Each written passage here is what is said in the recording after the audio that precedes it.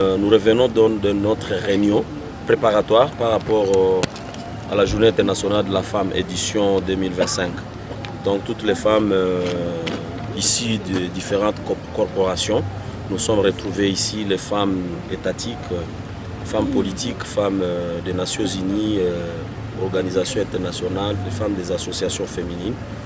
Ils sont venus planifier la journée. Comme vous le savez, le 8 mars, c'est un événement international, une occasion de mobilisation pour la cause de la femme. Oui, au niveau national, le focus est plus mis sur les droits, égalité et autonomisation, donc pour les filles et les femmes.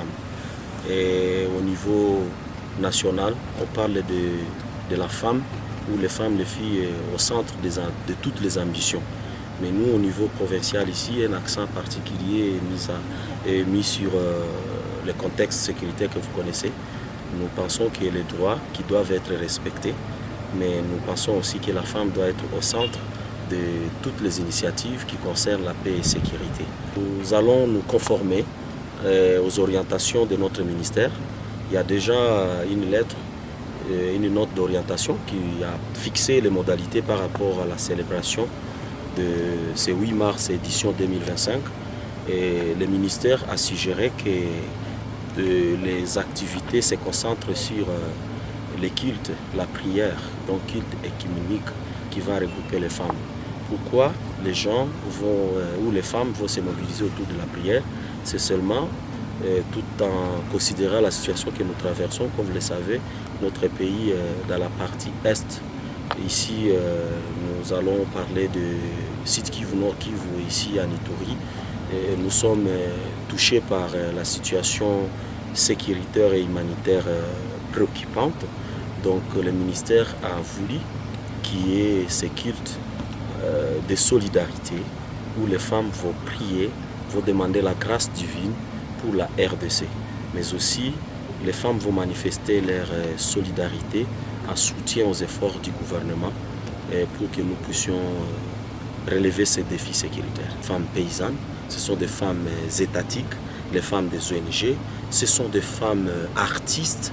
Donc toutes les femmes doivent venir, les autorités.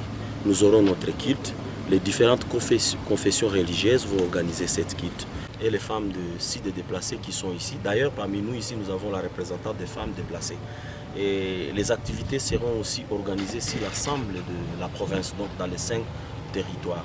Aussi que les femmes soient mobilisées, que les femmes soient actrices de la paix et du développement de notre province. Nous mobilisons d'abord les femmes à être présentes à cette grande activité, comme la division, Jean l'a dit, toutes les couches sont invitées, les femmes déplacées, les femmes ménagères, les femmes commerçantes, toutes les couches doivent être là.